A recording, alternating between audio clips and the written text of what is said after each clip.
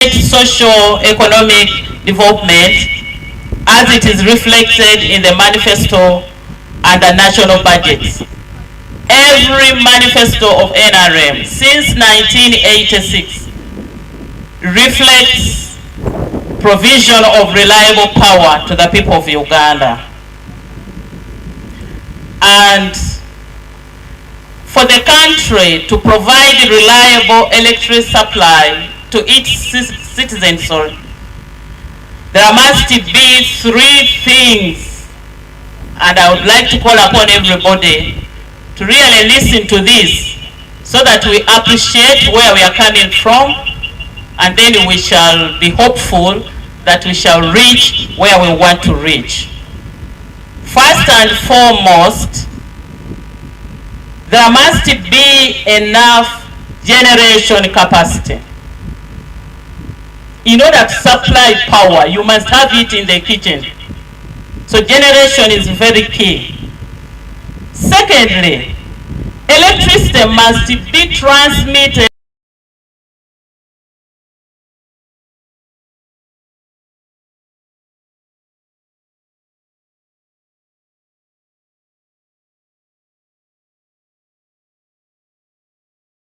passes to go to wherever it is required.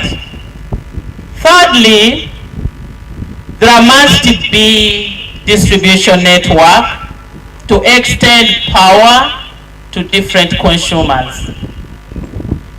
In the transmission infrastructure, apart from the wires that you see, the metallic pylons that you see, there must be substations constructed.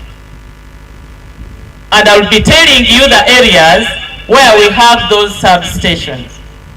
Substations can be equated to restrooms or storage where power in bulk is transmitted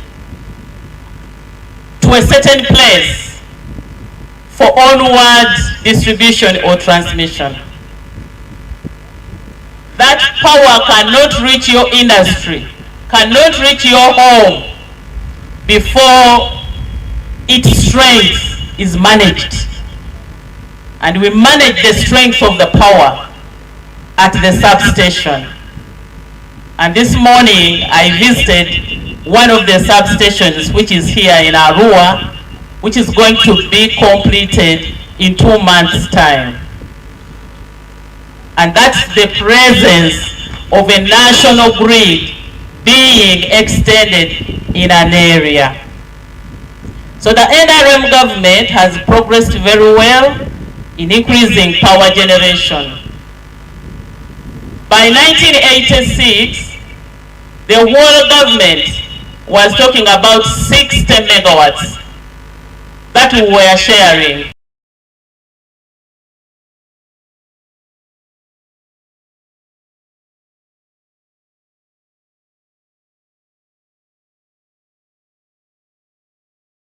By 2005. Then in 2015, our capacity moved to 630 megawatts. And as I speak now, without adding on 600 megawatts from Karuma, our capacity is 1,378.1 megawatts. Very soon, we shall bring the 600 megawatts from Karuma, and we shall be talking about 2,000 megawatts. But our desired target is 52,000 megawatts. There we shall be seeing industrial zones, and I want to thank the Ministry of Finance, Uganda Investment Authority, who are mobilizing you people to donate land, to give out land, so that we can establish factories that can consume this power. My business is to make sure that the power which is generated is consumed, so that I can get money to pay the loans. Otherwise, if power is generated and it is not consumed, then you are at a loss. So by 2040, we want to have 52,000 megawatts as our capacity. The NRM government has equally expanded the transmission and distribution network to reach various consumers for both value addition and home consumption. You will note that the transmission infrastructure has expanded from 1,132 kilometers, which was in 2005, to over 4,000 kilometers in 2023. And the distribution grid has also increased from 6,496 kilometers as of 2005 to over 60,000 kilometers in the year 2023. From the statistics above, you will note that the NRM government has made commendable efforts to provide reliable power supply to Ugandans, but more needs to be done. And in the recent past, we managed to extend the transmission grid and deliver bulk power to Bunyoro sub-region in 2018 with the construction of 220 kV Nkenda, which is in Kasese, Hoima transmission line.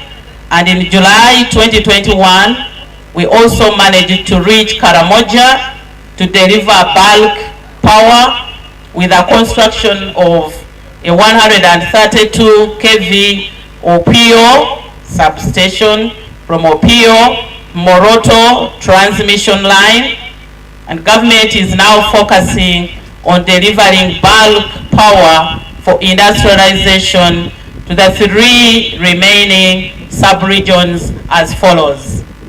1, Chigezi, a 132 Miramakabale transmission line is under construction. And 2, which is very important for you people, which I call the Greater North, a 132 kV Gulu Agago transmission line and a 132 kV Kole Gulu Nebi ARUA line is under construction. And the 3rd one is West Nile.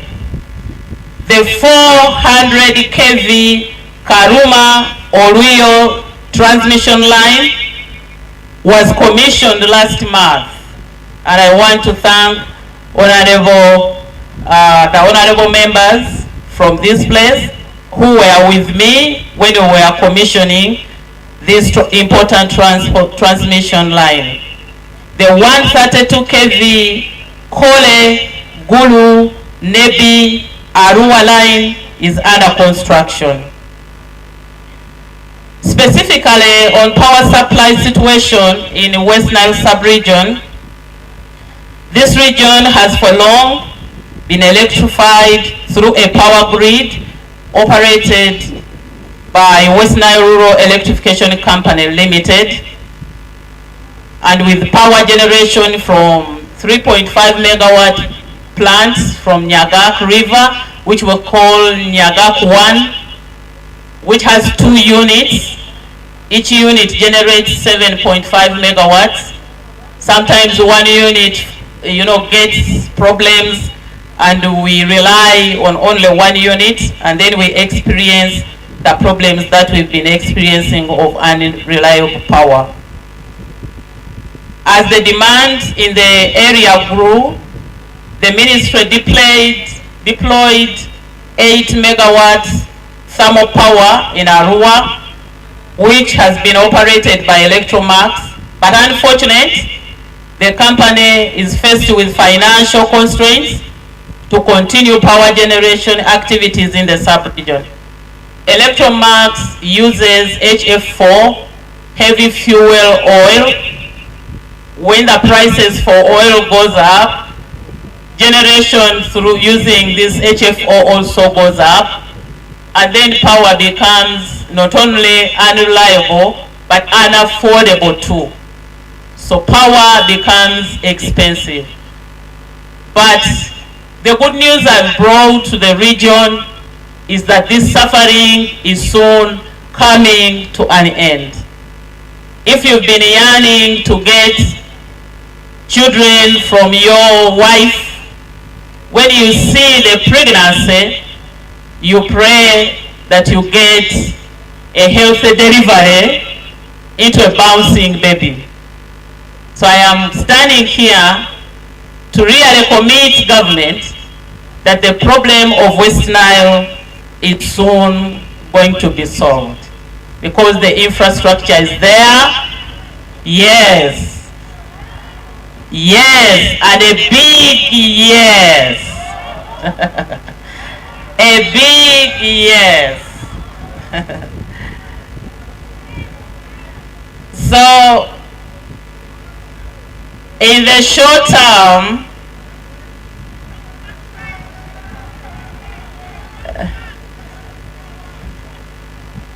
happy are those who believe. Okay.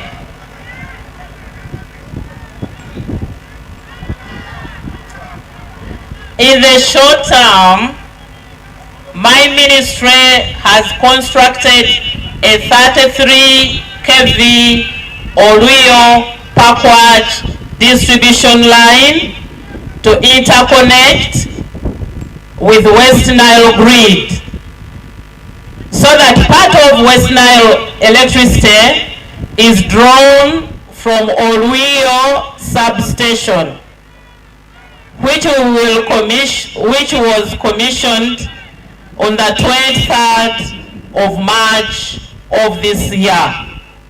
So Oruyo substation now supplies from 4 to 4.8 megawatts. This was not there. We have added on 4.8 megawatts to West Nile. This includes Moyo and Adjumani and the neighboring areas.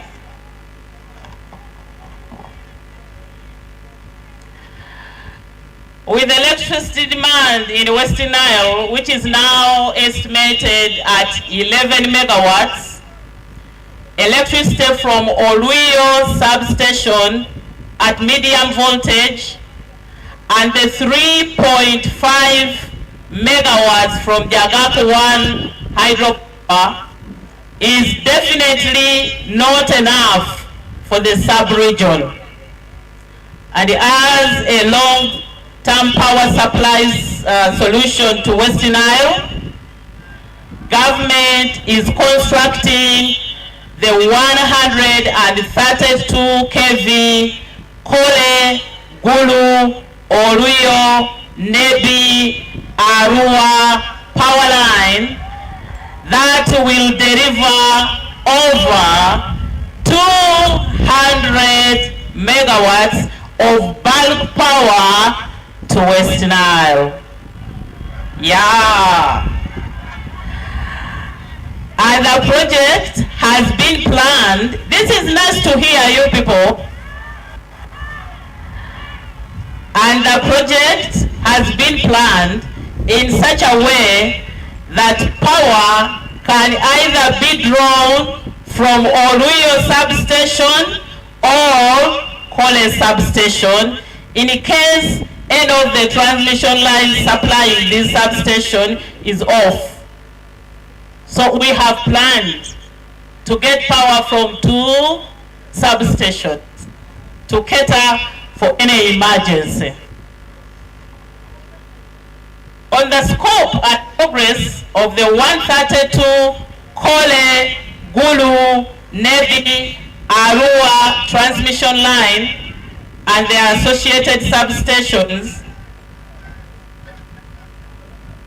construction of 132 kV Kole, Gulu, Nebi, ARUA substation line is at 85% complete, and the ministry expects to complete the 50% in the next 2.5 months. What good news this is!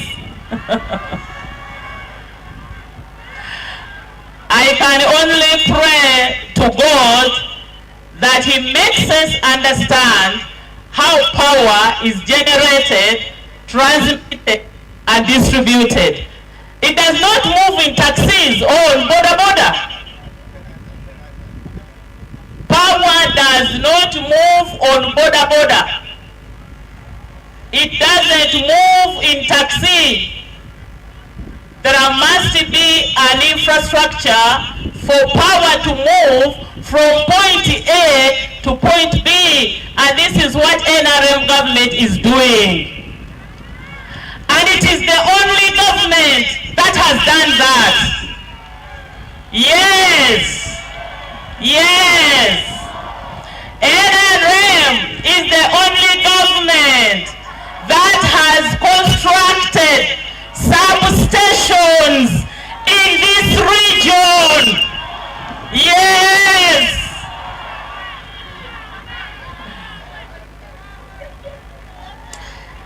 So the line will not only connect West Nile on the national grid at a high voltage, but also provide 200 megawatts of electricity for industrialization. And the project scope is as follows. 1. Construction of 189 kilometers of 132 kV Kole, Gulu, Nebi, ARUA transmission lines. Yes. Fortunately, the substations are there for even the blind to see. And the pylons have been put up. You can go and see the pylons have reached ARUA. I came seeing them. Why don't you want to see? The pylons are there for you to see. May God help us to see the substations and the pylons that are going to bring the electricity that we need to this region. And I will come back here and you will slaughter a goat for me. I know. I am yours faithfully, whether you like it or not. A substation at Kole has been constructed. It will have capacity of 80 MVA. A substation at Gulu with the capacity to supply 80 MVA has been constructed. A substation at Nebi with the capacity to supply 80 MVA is there for you to see. 85% completed. A substation at ARUA here where we are with the capacity to supply 80 MVA will be completed in 2.5 months' time. Can you imagine? And still some people don't believe. And I'm not in theory. This is practical. The substation is near Muni. That is not a disco plant. It is not a supermarket. It is where electricity, which we are yearning for, will come. And from there, we distribute it. We don't distribute electricity from Karuma, the generation plant to your home. No! It comes through an infrastructure. I really feel pity on some of the people. I swear, I feel pity for somebody to adamantly refuse to see, yet God gave him 2 eyes. One day God will take away those eyes. If you can't see, let God take away those eyes so that you can see. 33 kV short power lines connecting substations to the existing distribution networks are being constructed. This is important, and I want to call upon you people to prevail over people who do not want us to use their land, to pass through their land when we are extending this infrastructure. Delayed acquisition of the project corridor due to difficult project affected people, PAPs, continues to affect timely construction of the transmission line. If you are in the middle, lines have been constructed from point A, we are going to point E. You are at point C, you are saying, over my dead body, you will not pass here. Yet the Constitution gives government powers to compulsorily acquire that land and compensate you.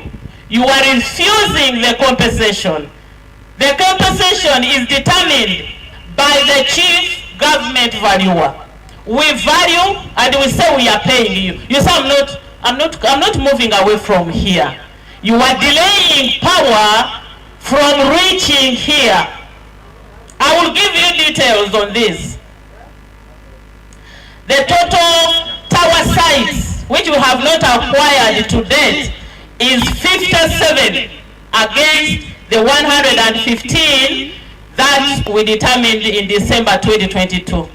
And out of the 57 tower sites yet to be acquired, Noya Town Council accounts for 32 tower sites.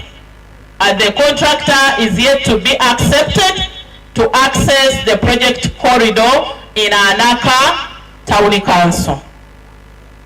I have told you where power comes from. Anaka may not be part of West Nile, but it affects power from coming to West Nile.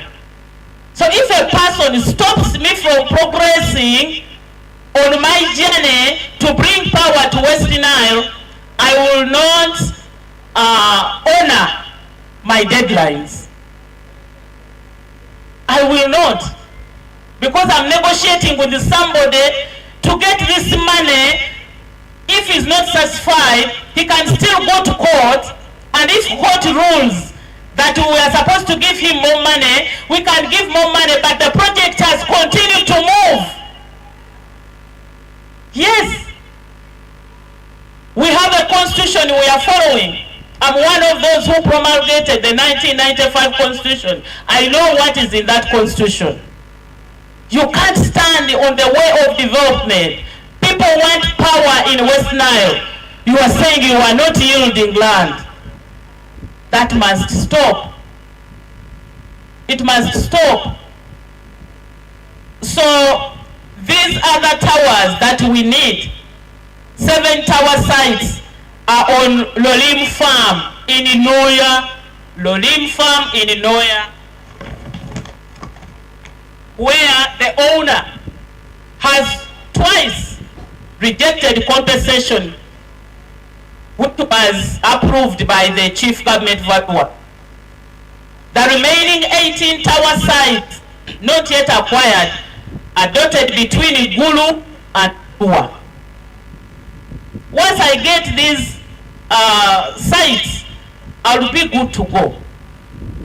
I can't jump, I can't divert a line because you have refused me to go through your land. It's not easy to keep on diverting. But we also have additional power generations in West Nile sub-region to boost power reliability. You have been hearing about Nyagak 3, which is going to generate 6.6 megawatts. I have visited Nyagak 3 times, and I hope that you find time, you the doubting Thomases, to visit Nyagak 3.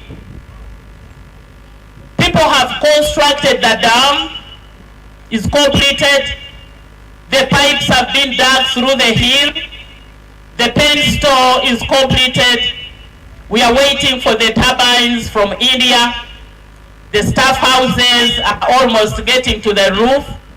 This is a power plant which we are constructing under a PPP arrangement where government is supposed to pay money, and if government can give me the 28 billion that I need to complete Nyagak 3, we shall have 6.6 megawatts as a boost to this region.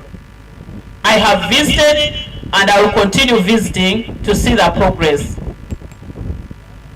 Government has also licensed a private developer who is going to construct a 20 megawatt Ituka solar plant to boost power supply in the region.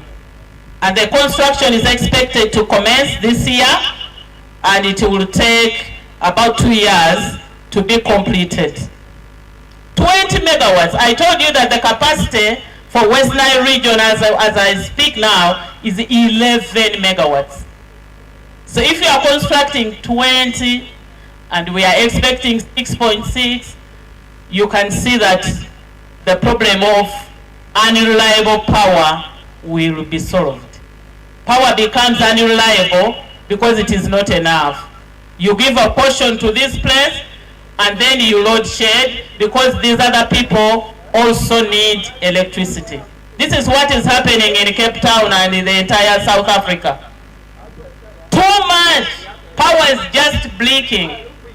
But at least in Uganda, we had forgotten about load shedding until people started stealing our pylons, cutting them down, and then we had to resume power load shedding. But I hope those who are vandalizing have had a lesson, and I pray that they stay away from this infrastructure. On energy access and the steps of rural electrification in West Nile,